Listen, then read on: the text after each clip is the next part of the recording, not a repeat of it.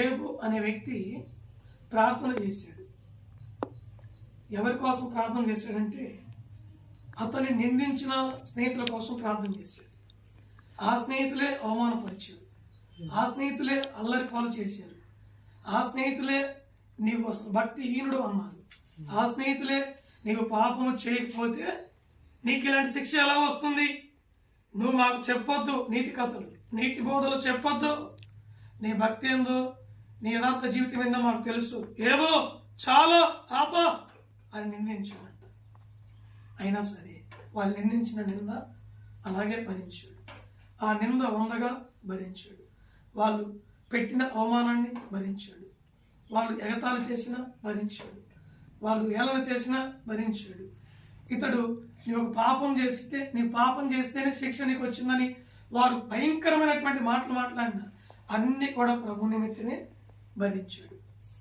అక్క చెల్లెలు వచ్చారు, అన్నదమ్ములు వచ్చారు, మేనమామలు వచ్చారు, బాబాయిలు వచ్చారు, తోబుట్టువులు వచ్చారు.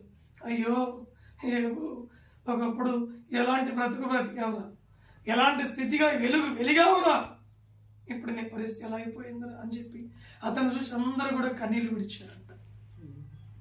నా ప్రియ దేవుని బిడ్డలారా, ఇక్కడ అతను ఒక ప్రార్థన చేసి ప్రభువుకి అప్పగించాడు. అయ్యా, నన్ను నిందించిన వారి వరకు, నన్ను అవమానపరిచిన వారి వరకు, నన్ను హేళన చేశారు, నన్ను భక్తిహీనం అని చెప్పి అన్నారు, నువ్వు ఏదో పాపం చేస్తేనే ఇలాంటి భయంకరమైన వ్యాధి నీకు సంభవించింది, నీ కుటుంబంలో శాపం విలయతాండమాడుతుందని నన్ను అన్నారయ్యా, వాళ్ళందరినీ కూడా క్షమించు ప్రభా, వారందరినీ కూడా క్షమించమని ప్రార్థన చేశాడు.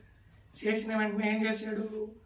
మరియు ఏబుకు పూర్వము కలిగిన దానికంటే 2 అంతలు అధికముగా ఆశీర్వాదము కలుగు చేశాడంట. అంటే ఒక్క మనిషి తగ్గింపులో ఉన్నటువంటి దీవెన, తగ్గింపులో ఉన్న ఆశీర్వాదము ఎక్కడ లేదండి. అందరిని భరించాడు, అందరిని సహించాడు, అన్ని మాటలు తట్టుకొని చివరికి ప్రార్థన చేసినప్పుడు దేవుడంట అందరినీ తన కుటుంబాన్ని నడిపించాడు, తన వ్యాధిని స్వస్థపరిచాడు. వచ్చిన వాళ్ళందరూ కూడా కన్నీరు మున్నీరుగా పిలిపిస్తూ అతడు ఇచ్చినటువంటి ఆతిథ్యం అంటే తన కుటుంబాన్ని పిలుచుకున్నాడు. నా తోబుట్టులు ఎంతమంది ఉన్నారు, నా బంధుమిత్రులు ఎంతమంది ఉన్నారు, అందరూ రండి, నాకు దేవుడు స్వస్థతనిచ్చాడు, ఈ గొప్ప స్వస్థత, ఈ గొప్ప ఆరోగ్యము మీరందరూ చూడాలి, నా పూర్వస్థితి మరలా వైభవంగా దేవుడు దీవించాడు, చూతురాడని చెప్పి పిలిచినప్పుడు అందరూ వచ్చి చక్కగా భోజనం చేసుకొని వారి కలిగింది వచ్చారంట. అక్కడ ఇచ్చి వెళ్ళిపోయారు. ఆ దినము నుండి ఏబును దినదినము అంచెలంచెలుగా అభివృద్ధి పరుస్తూ దేవుడు 2 అంతల ఆశీర్వాదాన్ని ఇచ్చాడు. దేవునికి మహిమ కలుగును కాక. ఇదివరకు 1000 జతలు ఉన్నప్పుడు ఇప్పుడు 3,000 జతల ఎద్దులుంటే 6,000 జతలు ఇచ్చాడు. 1000 గొర్రెలుంటే 2,000 గొర్రెలు ఇచ్చాడు. 1000 మేకలుంటే 2,000 మేకలు ఇచ్చాడు. 1000 గాడిదలుంటే 2,000 గాడిదలు ఇచ్చాడు.